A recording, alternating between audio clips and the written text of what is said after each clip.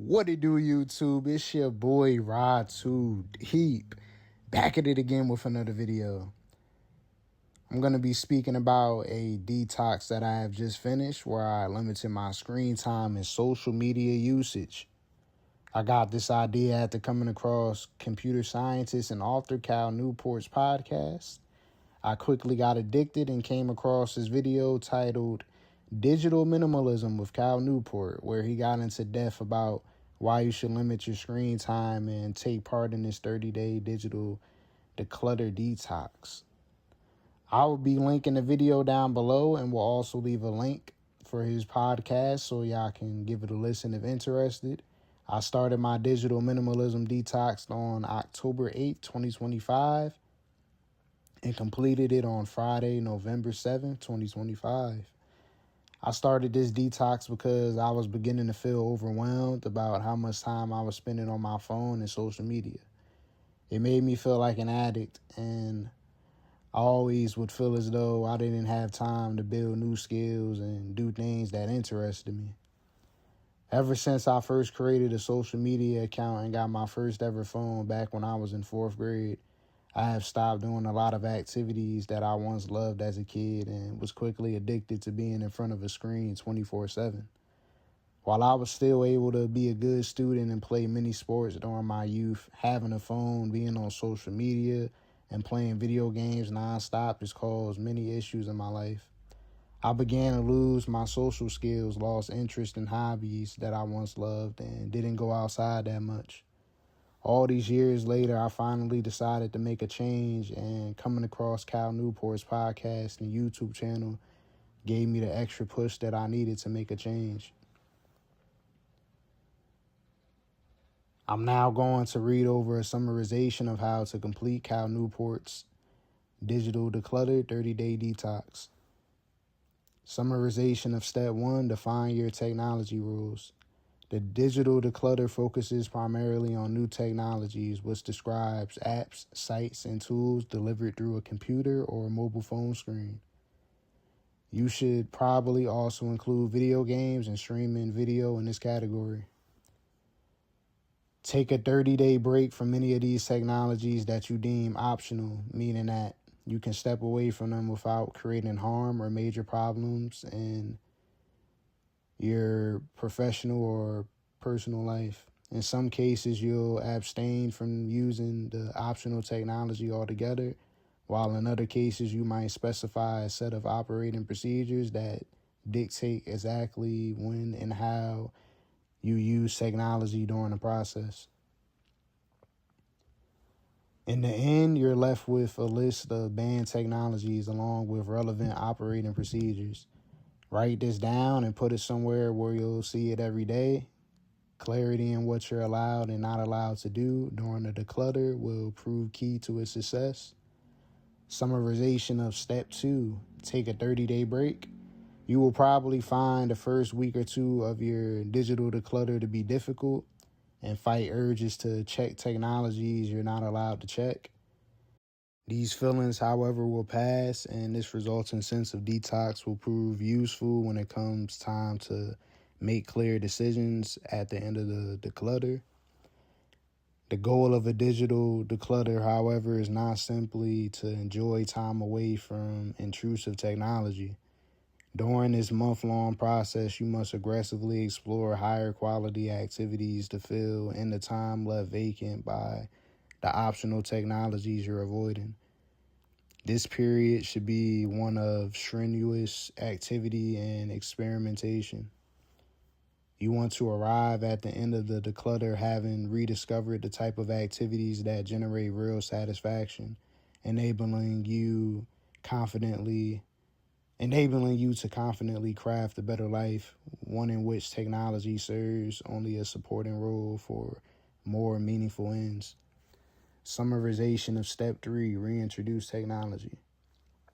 To allow an optional technology back into your life at the end of the digital declutter, it must, 1, serve something you deeply value. Offering some benefit is not enough.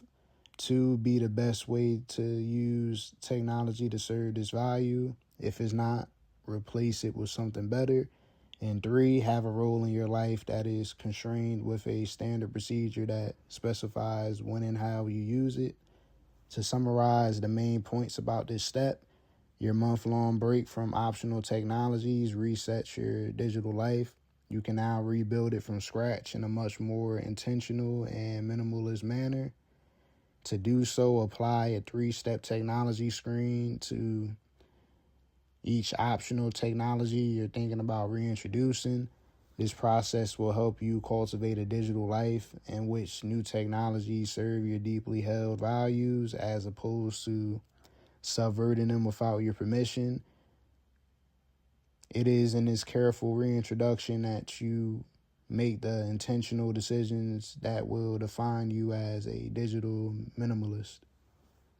I'm going to read over my list now. For video games, I put optional. For podcasts, I put optional with relevant procedures. For TikTok, only if someone sends me something or it's related to a book club that I'm in, because my book club often post new information on Instagram and on their TikTok page. For news, I only could look at stuff sports related or if someone sends me something. For music, I only could listen to music out loud. I can't listen to music with my headphones. For Snapchat, I only could use it if someone sends me a snap. Usually if like a friend or just somebody I'm close with sends a snap to me. For streaming videos like Netflix, Hulu, and etc., I can't watch no more than 2 episodes of a single show a day. When I'm by myself, I only can exceed this amount while watching with someone else. For YouTube, I could use it for educational purposes only. For audiobooks, if someone sends me a video, or when I'm posting a video on this channel. And for Instagram, I only can use Instagram for book club updates and if someone sends me a message.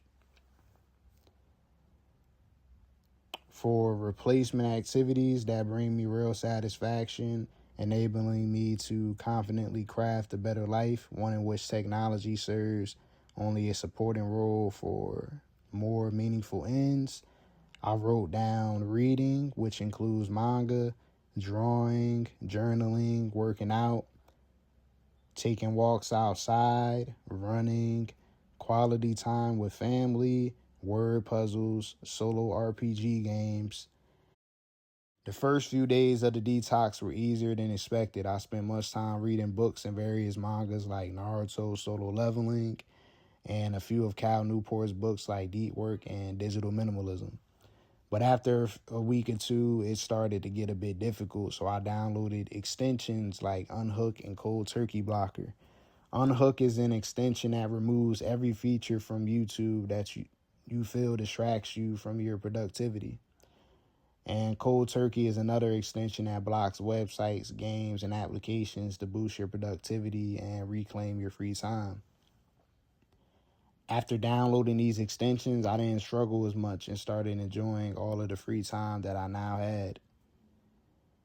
Like I talked about in a previous video, I came across a TED Talk by Josh Kaufman where he spoke about how you can get good at anything if you practice it for 20 hours.